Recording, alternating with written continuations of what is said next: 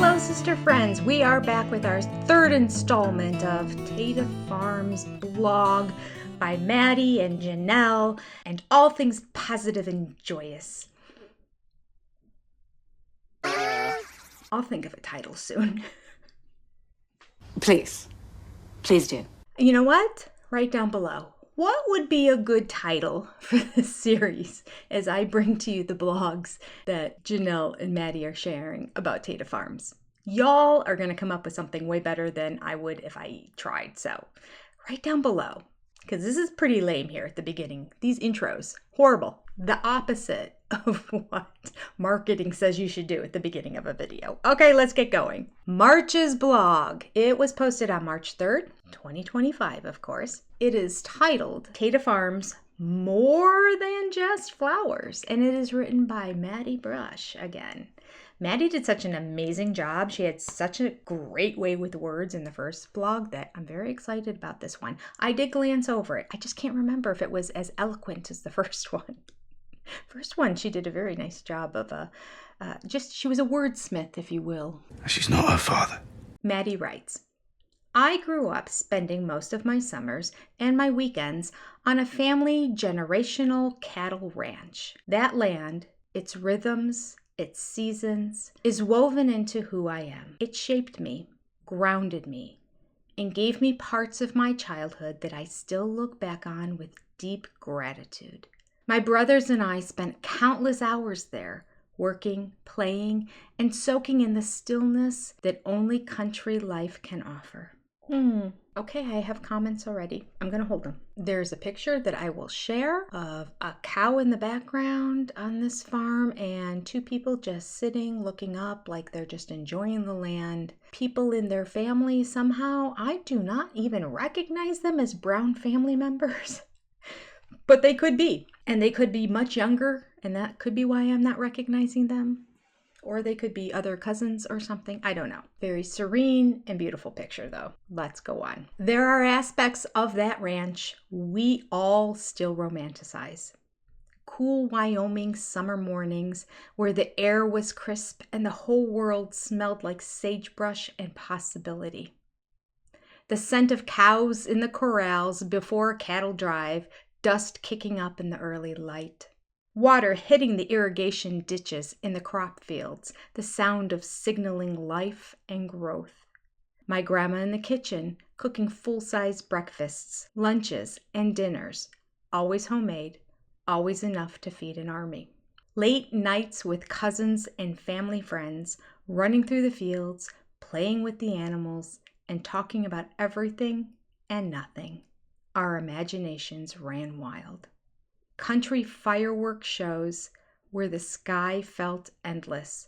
I've still never seen anything quite like those fireworks. Okay, pause. Indeed, she doesn't disappoint. She is the little orator, isn't she? Very well written. She paints a picture. Let's go on. The ranch made me who I am. We were always busy, but never rushed. There was an unspoken understanding that life had a pace, and you didn't need to force it. We were told not to run the horses too much, not to wear them out before a long ride. Looking back, I think that's a great metaphor for life. Walk when it's not necessary to run, and save your energy for the long journey ahead. But the ranch wasn't perfect. Beneath the nostalgia, there were flaws, struggles, and plenty of hard lessons. Some of my family members see that place as cursed. And I can understand why. I don't pretend it was perfect. Not everything about it was peaceful. Not everything was right. But for me, the best parts of it still stand out in my memory.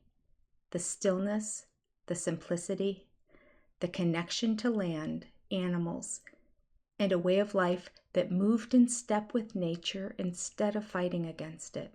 And that's one of the biggest reasons Tada Farms was born. I read this so quickly before, people. I don't remember a lot of this. This is, wow, there's so much to say. Okay, let's go on. I wanted to take the best parts of my childhood ranch, the beauty, the slowness, the lessons in gratitude, and give them to my kids. I wanted them to have a space where they could wander through nature, not just observe it from a distance. Ooh, Coyote Pastig. I wanted them to appreciate the animals that give us so much, to understand the give and take of a farm, where respect for life is woven into every part of the day. I wanted them to have deep gratitude for rain and sunshine, to know that we need both in the fields and in life. That was a good line. That's a good line. I wanted them, I gotta read it again.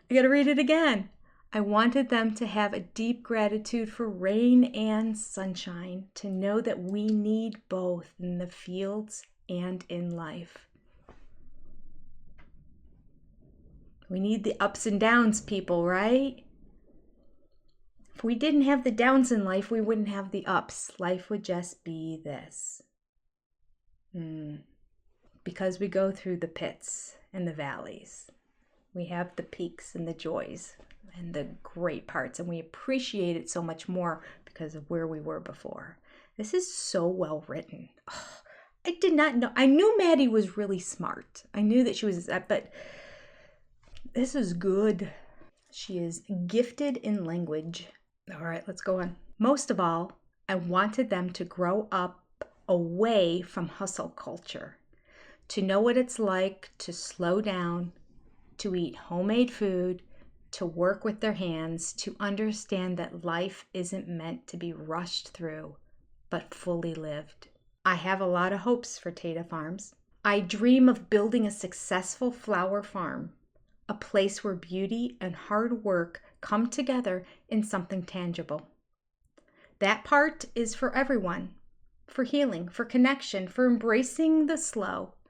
A place where we move at the pace of nature instead of the pace of the world. Sign me up. But more than anything, more than the flowers, my greatest hope, dream, and prayer is that Tada Farms becomes for my children what the ranch was for me. A place where they grow up surrounded by gardens and a deep respect for animals. A place where they learn the give and take of farm life, where they wake up each day with gratitude for the rain and the sunshine, understanding that we need both in the fields and in life. Did I just read that again? Did she write it again? Wait.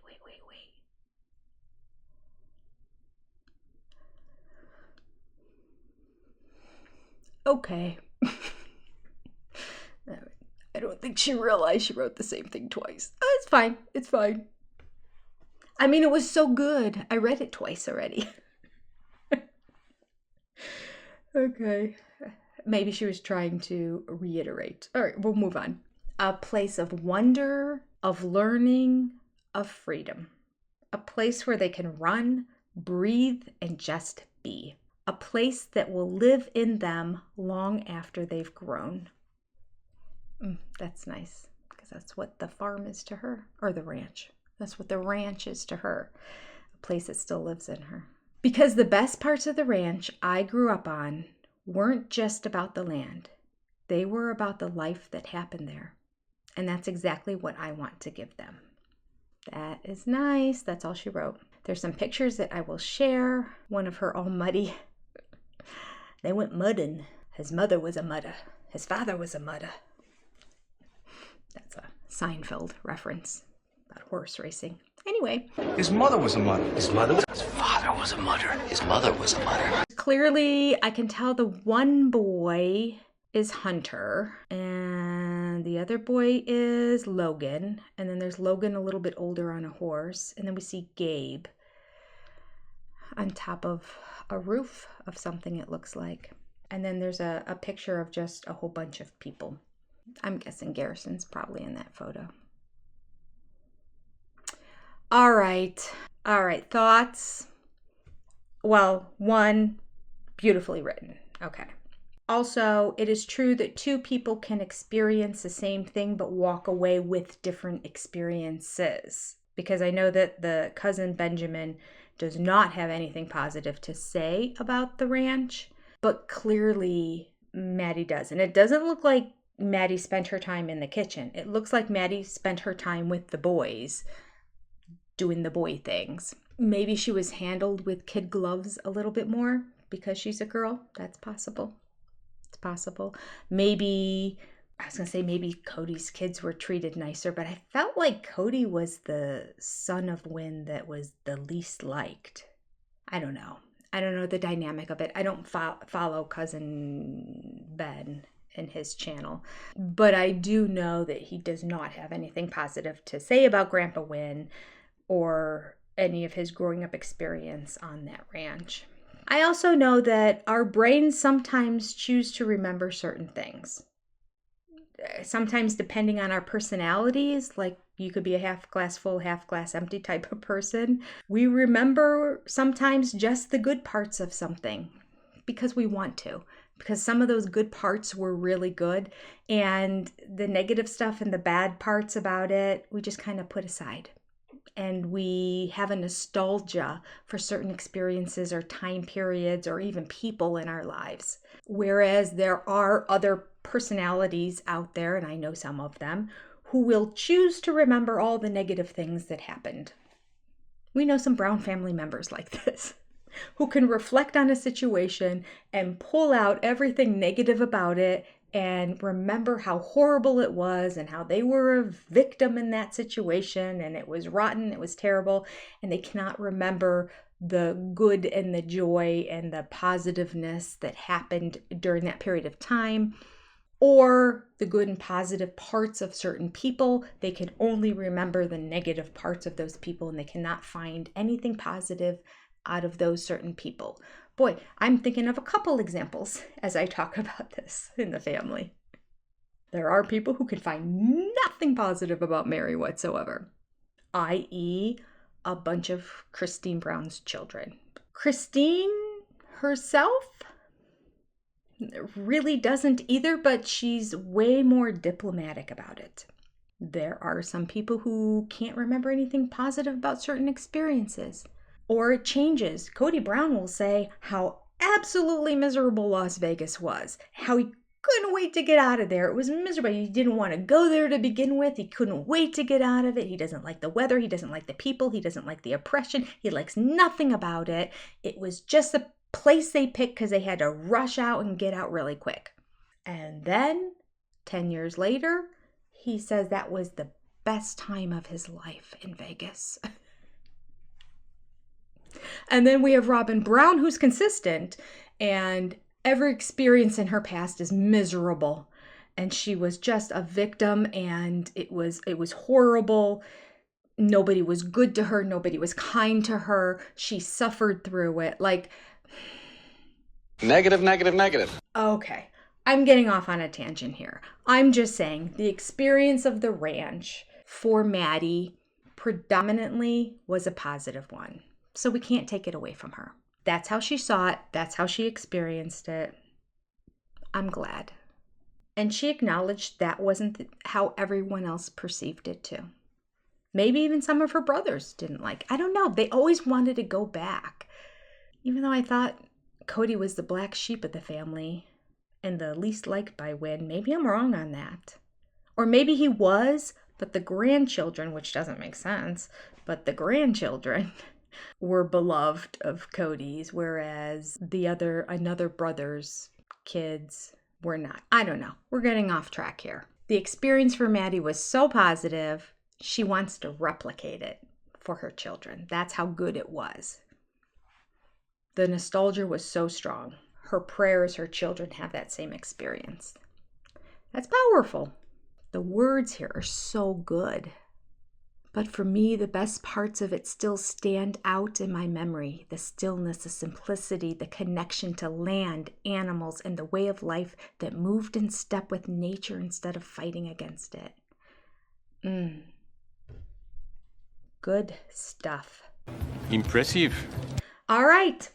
I have heard from people, I haven't read up on it or saw why exactly, that there wasn't going to be a flower farm because there were a bunch of idiots that bought land that you couldn't grow flowers on.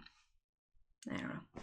I've always ignored it because I'm like, you can grow flowers anywhere. You can have raised beds if you have clay land. But Apparently, these flower farms are real popular in North Carolina, so I find it odd that they bought land that you couldn't do that on. But then I thought, oh, I guess it's possible. Maybe it's a wetland area and it's just too damp and they just flood or something. I don't know. But then again, like I said, you could build raised beds and still make it happen. So I just disregarded that because it's just negativity for the sake of negativity until they come out and say, whoops, we made a mistake. We can grow no flowers here. I'm just going to take them at their word. I'm not trying to knock them down for the sake of knocking them down just because. I want them to be successful. So I'm going to be their biggest champion until they prove me otherwise. Same with Christine. Same with Mary. I want the three of them to succeed. I want them to rise above. I want them, now that they're out from under the oppression of Cody and Robin, quite frankly, and they're free to keep their own money and not give it to her, and they're free to make their own decisions and not have Cody decide for them, I want them to soar. I want them to fly. I want them to succeed. So I'm not going to be the one that if it looks like something is wrong, that's going to jump on that bandwagon and go, looks like it's going to not be successful. Although I did say about Christine's book, I don't think it's going to be good. But I bought it because I want her to be successful. And I will talk about it on my channel because I want her to be successful. I was just being honest. I don't think my opinion is, how could it possibly be good? She's in the middle of a lawsuit. All the good stuff she can't say. Good point. We'll see. I will be tickled pink if I am proven wrong. Tickled pink, I say. So this is where we are. According to this, their plan is to grow flowers. And this is March of 2025. Okay, building beauty from the ground up. Let's go. Let's go! Okay, that was blog number 3. We learn a little bit more about this family every time. Now I'll be on top of it, so when the next one comes out in April, I'll bring it to you right away. Take care, everybody. Have a lovely day. God bless, and I'll see you next time. Bye-bye, sister friends.